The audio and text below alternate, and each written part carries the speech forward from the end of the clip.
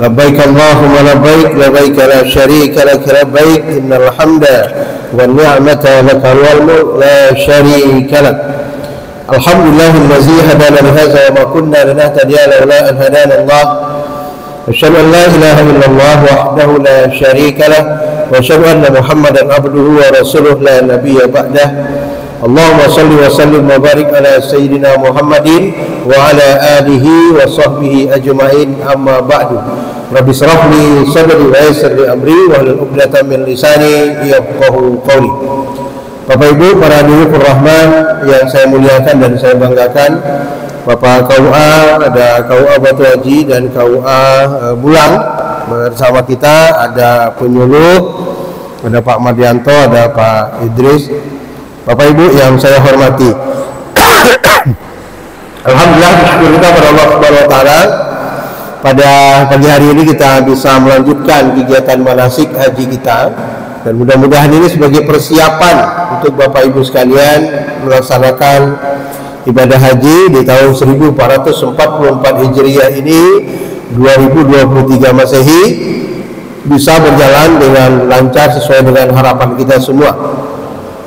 Salam dan salam kepada Nabi kita Muhammad sallallahu alaihi wasallam. Allahumma sholli ala sayyidina Muhammad wa ala ali sayyidina Muhammad.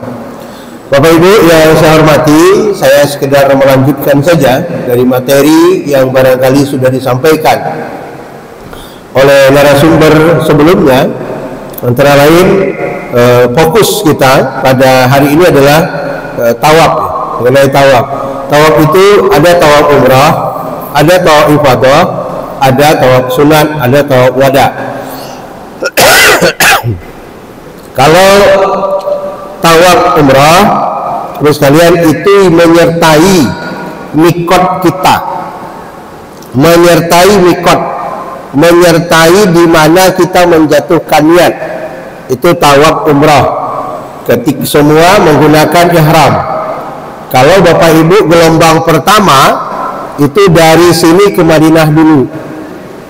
Di Madinah Bapak Ibu akan tinggal selama lebih kurang 8 atau 9 hari, menyelesaikan arba'in, sholat 40 waktu di Madinah selama lebih kurang 8 hari. 5 kali 8, 40. Kadang ada 9 hari, ada bonus. Nah dari situ Bapak Ibu sudah bersiap untuk menggunakan ihram. Pertama adalah mandi sunat ihram, itu di hotel sebelum berangkat. Mandi sunat ihram. Setelah mandi sunat ihram, Bapak Ibu menggunakan pakaian ihram. Kalau ibu-ibu sebagaimana pakaian yang biasa dia pakai, menutup seluruh tubuhnya kecuali muka dan 2 telapak tangan. Silakan mau pakaian putih, mau pakaian hitam, mau pakaian apa, ya terserah. Tapi kita biasanya pakaian putih, dan itu pakaiannya yang menutup aurat. Menutup aurat itu pertama pakaiannya longgar, bukan hanya sekedar menutup. Jadi kalau menutup, dia beda menutup dengan membalut, Bu. Jadi ya, kalau membalut seperti kita membalut lepat, itu membalut namanya. Jadi masih membentuk postur tubuh, itu belum sah menutup aurat. Jadi beda menutup, beda membalut, itu bedakan. Kalau menutup berarti itu menggunakan pakaian yang longgar, yang tidak membentuk postur tubuh. Nah itu loh. Jadi ketika ibu-ibu menggunakan pakaian yang longgar, itu bisa dibawa sholat. Jadi Bapak Ibu nggak perlu lagi nenteng mukena. Nggak perlu lagi nenteng mukena. Jadi mulai dari baju, pakaian sampai jilbab itu sudah sempurna menutup auratnya. Dan jangan lupa ibu-ibu pakai kaos kaki, karena kaki itu aurat. Ya, kaki itu aurat. Nah, pertama pakaian yang longgar, tidak membentuk postur tubuh. Yang kedua tidak transparan. Kalau baju putih, gunakan baju putih yang betul-betul menutup, ya, tidak kelihatan warna kulit, tidak kelihatan warna kulit. Nah, bagi bapak-bapak menggunakan pakaian yang 2 lembar itu, kemarin itu sudah dipraktekkan cara mengikatnya, cara memasangnya, ya Pak ya, sudah dipraktekkan. Ikutkan tuh. Yang penting bapak nyaman dan terjaga dengan baik saja. Kalau mau pakai sabuk silakan. Kalau sabuk itu walaupun berjahit itu bukan pakaian, boleh digunakan. Kalau orang nanya sabuk boleh digunakan apa enggak, ikat pinggang itu, saya bilang boleh, itu bukan pakaian. Tapi sekedar mengamankan supaya jangan melorot, supaya jangan meluncur kain itu. Kan kalau nggak biasa-biasa pakai kain sarung itu beda Pak. Ada nggak biasa pakai kain kan, ikat kain sarung, ada nggak biasa, itu beda Pak. Bagi orang yang biasa ikat kain sarung nggak ada masalah, gitu, nggak ada masalah. Nah, tapi butuh juga pengamanan, terutama ketika kita melangkah. Itu. Nah, yang kedua, Bapak sekalian, dan pakai yang di atas. Kalau pakaian di atas ini ketika tawaf, ya, itu ittiba. Ittiba itu ketika tawaf terbuka bahu kanan, ya, terbuka bahu kanan. Mana bunyi itu? Oh, Pak terima punya itu. Nah, yang kedua itu di luar tawaf. Di luar tawaf sempurna, ditutup semua Pak. Apalagi waktu ketika sholat ini, itu ketika kita tawaf dibuka bahu kanan. Nah, ini saya kilas balik aja. Jadi setelah selesai itu semua, berangkat dari hotel menuju Mekah. Berjalan lebih kurang 1 jam atau 45 menit, sampailah ke tempat yang namanya Bir Ali. Ini yang gelombang pertama ya, yang Madinah dulu baru ke Mekah. Bir Ali nanti kita mikot di situ. Turun di Bir Ali, Bapak Ibu sholat sunat ihram 2 rakaat. Bagi yang sanggup silakan turun dari bis dan kenali bisnya, karena nanti bis yang sama tuh banyak Pak, orangnya ramai. Bisnya harus dipoto, paling tidak pelatnya, kenali supirnya, kenali pelatnya. Kalau pelat nggak ada yang sama, tapi warna bis banyak yang sama. Ya, kalau pelatnya nggak ada yang sama Pak, kalau ragu Bapak pintu mana masuk, foto pelatnya. Nah, jadi karena kalau bis itu banyak yang sama nanti Pak, apalagi ini sering dipakai oleh Indonesia. Berombongan, kalau Bapak Ibu batal uduk dari hotel tadi, silakan beruduk kembali, saling tunggu menunggu, saling menemani, masuk ke dalam sholat sunat ihram 2 rakaat. Setelah itu berniat. Di mana niatnya? Bisa di dalam mobil atau bersama-sama habis sholat Bapak Ibu mau niat sendiri silakan. Labbaik Allahumma umratan. Ya Allah, kami sambut panggilan-Mu untuk melaksanakan ibadah umrah. Nah, lebih baik nanti sudah ngumpul di bis, sama-sama dipandu oleh ketua rombongan atau yang biasa memandu di bis itu, sama-sama berniat. Ayo Bapak Ibu, kita berniat sebelum bergerak bis. Ya, bismillahirrahmanirrahim, labbaik Allahumma umratan, secara bersama. Dilanjutkan dengan bertalbiyah. Ya, dilanjutkan dengan bertalbiyah. Talbiyah berapa banyak? Berapa mampunya. Karena perjalanan dari Madinah ke Mekah makan waktu 5-6 jam. Nah, 5-6 jam.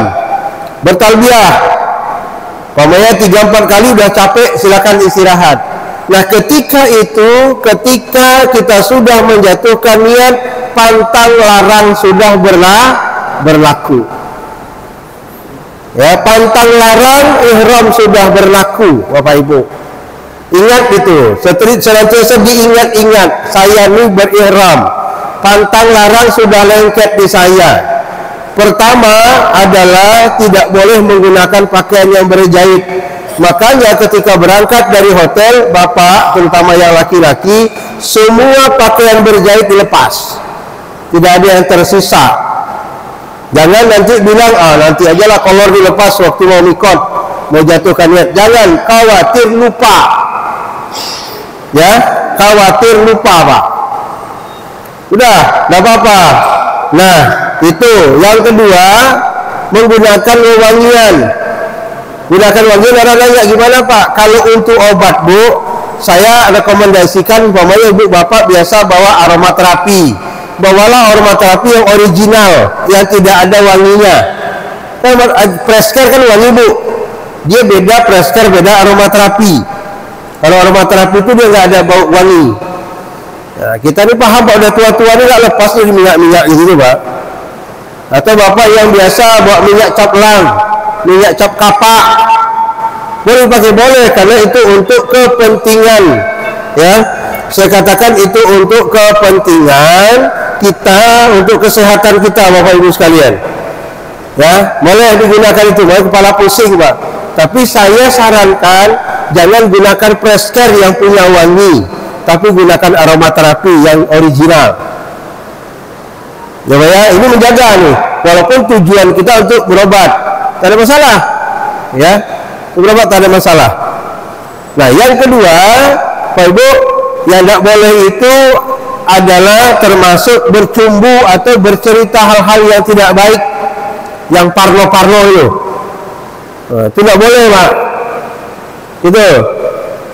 Itu termasuk salah satu rapas. Nah, demikian pula jidal, bertengkar, berkelahi suami istri, persoalan hanya persoalan air minum, suara boleh tinggi. Mana kau tak minum gini? Kau tinggalkan sana. Jangan dibentak-bentak istri ketika dalam ihram. Istri juga gitu, jangan bentak-bentak suami. Apalagi dengan orang lain, itu namanya jidal. Pusuk itu adalah yang fasik Pak. Berlaku fasik itu salah satunya, baik itu yang dia meremehkan kewajiban itu. Ada meremehkan kadang, apalah umrah jam gini aja, apa jam gini nih. Nah, ini termasuk yang meremehkan kewajiban, ya. Meremehkan itu termasuk pusuk, itu masuk orang yang fasik, ya. Meremehkan apa yang diwajibkan Allah, atau sesuatu yang menurut dia itu tidak pantas. Apalah pakai pakaian kayak gini aja nih, itu pusuk Pak, itu hilang. Nah, pantang larang itu sudah melekat pada dirinya. Nah, sampai nanti ke Mekah, jadi apa yang harus dikerjakan dalam perjalanan itu? Tidak lain banyak zikir, banyak baca Quran, capek tidur aja, nggak usah banyak ngomong, nggak usah banyak cerita. Kalau nampak sesuatu istighfar aja yang aneh-aneh, nggak perlu diomongin, apalagi dihina atau dicaci, nggak perlu, ya. Berangkat sampai ke Mekah. Nanti Bapak Ibu insya Allah kalau tidak ada perubahan, kemarin saya sudah disampaikan oleh Direktur Bina Haji Luar Negeri Pak Asbi menyebutkan kloter Kepri ini atau embarkasi Batam itu akan ditempatkan di Jarwal. Jarwal itu punya hotel besar, itu lebih kurang kapasitasnya 20.000. Kita cuma 1.000-an lebih aja kan untuk Kepri kan. Jadi untuk seluruhnya embarkasi Batam ini sekitar 11.000 Pak. Dia termasuk Riau, Jambi dan Kalbar serta Kepri, sekitar 11.000-an. Itu hotel kapasitasnya hampir 20.000. Dan itu tempat yang tidak jauh dari Masjidil Haram, tapi tetap menggunakan bis bagi yang kalau jalan mungkin yang tua-tua ya kurang nggak kuat. Tapi yang mudah-mudah mau jalan sambil santai silakan aja. Itu jaraknya sekitar 800 meter lah. Jarak 800 ya, 800 sampai 1 kilo Pak. Nah, kalau yang jauh itu adalah Sisah itu sudah dekat ke Mina, itu lebih kurang 8 atau 7 kilo. Biasanya kita di situ. Nah, tahun ini menurut Direktur Pelayanan Haji Luar Negeri Pak Asbi itu dilihat kita berada di Jarwal insya Allah, ya. Dan Jarwal itu di bawah Pak, itu nggak perlu Bapak mau cari jajanan, mau beli apa tuh kemana-mana itu nggak perlu, kan di bawah itu tempat jualan loh, sepanjang-panjangnya. Mau makan di Indonesia juga ada situ. Nah, seperti bawa istri saya kan, udah 3 hari di Madinah nggak ketemu masakan Indonesia. Sekali saya bawa di masakan Indonesia, lihat sambal terong dengan sambal teri itu Pak, kayak lihat emas, bersorak dia. Ya Allah, ada ikan teri di sini nih, gitu. Iya, ibu-ibu itu kan itu aja, nggak perlu mahal, nggak perlu mahal-mahal. Dapat dia ikan teri sama sambal terong, udah selesai sama dia. Ya. Jadi Bapak Ibu sampai nanti ke hotel di Mekah turun akan dibagi kunci kamar. Nah, silakan masuk kamar letak tas, dan ingat pantang larang masih berlaku. Ibu-ibu jangan coba-coba begitu masuk kamar langsung buka jilbab. Waduh, ya. Nah, nanti masuk suami orang bukan suami ibu. Kalau ibu satu kamar itu ramai ibu-ibu, tentu kalau ada yang masuk ke kamar ibu mungkin bukan suami ibu, suami orang lain. Maka saya saran ada etika. Bapak kalau mau masuk kamar ibu itu ketuk dulu, tanya suami siapa. Oh, suaminya Zainab, yang lain tutup aurat.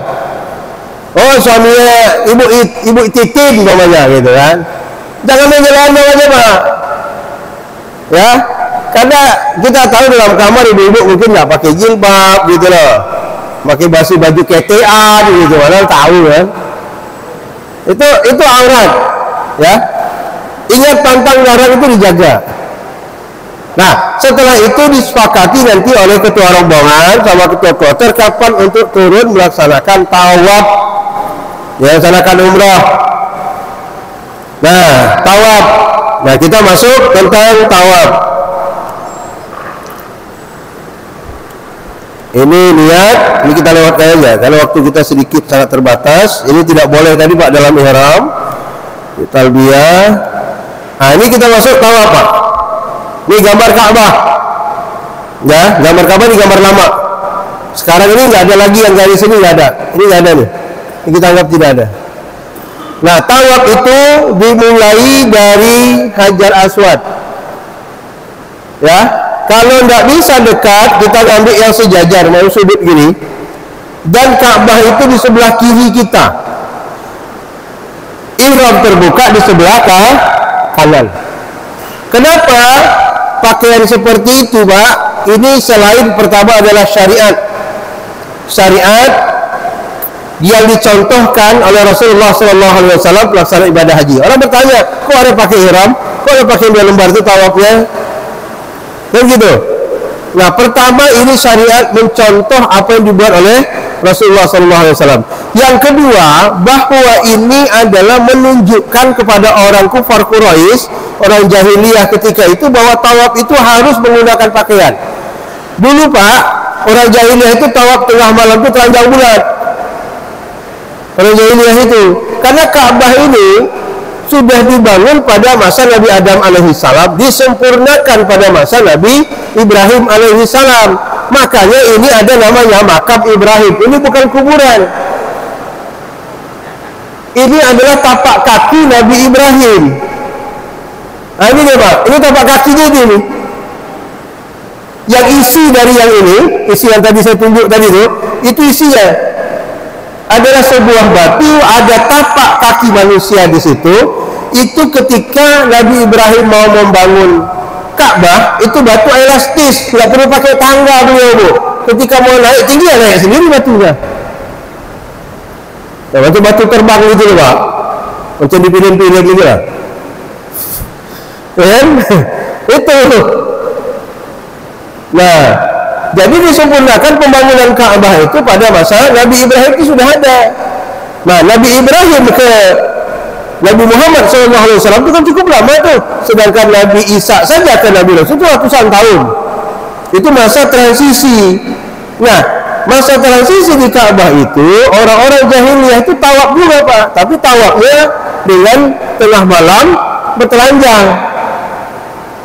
Gitu loh. Itu salah satu hikmahnya. Nah, ini kita balik ke sini. Ini ukuran Ka'bah itu tingginya 15 meter, lebar 11 meter, panjangnya 12 meter. Ini ukuran Ka'bah itu Pak. Nah, kita mulai tawaf. Ya, ini mulai tawaf. Begitu tadi masuk masjid kita doa kan. Masuk masjid haram Pak, beda dengan doa masuk masjid kita. Kalau masuk masjid kita cukup dengan Allah maftahli abwaba rahmatik.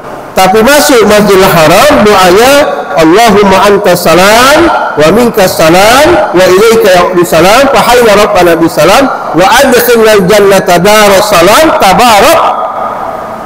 Baru ditutup dengan Allahumma ftahli abwaba rahmatik. Itu doa masuk Masjidil Haram. Nah, ketika sudah sampai ke sejajar Hajar Aswad ini, nggak mungkin kita bisa mencium. Memulai tawaf itu sebetulnya mencium hajar aswad. Nggak mungkin Pak, karena cukup ramai, kita cukup melambai saja. Ya, Bismillah Allahu Akbar, Bismillah Allahu Akbar. Mari dia contohkan ya, kita sudah gladi kemarin. Nah, putar 7 kali putaran. 7 kali putaran, finishnya di sini. Setelah selesai 7 kali putaran, kita berdoa di multazam namanya. Multazam itu antara hajar aswad dengan pintu Ka'bah inilah. Kalau dekat nggak mungkin, kita agak bergeser ke belakang. Bapak Ibu, ini tempat di mana doa yang diijabah oleh Allah Subhanahu wa taala. Selesai itu, kita pun sholat sunat tawaf di makam Ibrahim, di belakang makam Ibrahim. Nah, makam ini sekali saya katakan bukan kuburan, tetapi adalah batu tempat injaan Nabi Ibrahim. Nah, setelah selesai di sini sholat sunat tawaf, kita pun akan menuju sa'i. Sebelum menuju sa'i disunahkan minum air zam-zam. Minum air zam-zam disunahkan berdiri menghadap ke Ka'bah dengan doa, Allahumma inni as'aluka ilman nafi'an wa rizqan wasi'an wa shifaa kulli dain. Ya, jadi itu doanya Pak, menghadap ke kiblat. Nah, kenapa tidak duduk? Itu bedanya minum air zam-zam dengan minum air kita. Kalau minum air kita Pak harus duduk, wajib duduk. Karena air kita masih diolah dulu Pak, di usus paling atas ini. Ya, mana kotoran, mana yang tidak bagus itu dibagi dulu. Tapi minum air zam-zam nggak perlu duduk, karena air zam-zam adalah air yang paling steril di dunia. Tidak ada air yang sterilnya air zam-zam.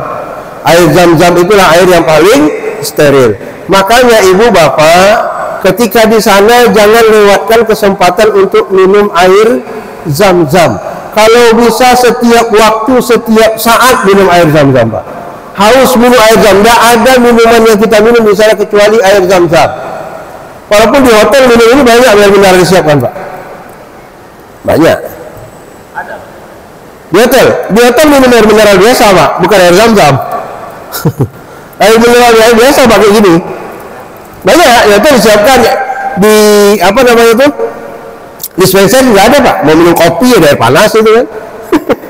Tapi kalau kita mau minum atau apa, di hotel kan nggak ada. Kita biasakan bawa botol kayak gini Pak. Kalau kita ke Masjidil Haram bawa botol isikan air zam-zam. Tapi jangan yang dingin, yang cool, yang biasa saja. Ya, yang biasa Pak. Bawalah minum. Nah, bawa pulang ketika mau minum air zam-zam. Jadi air zam-zam ini tidak boleh ya Pak digunakan untuk mandi apalagi cebok. Kalau cebok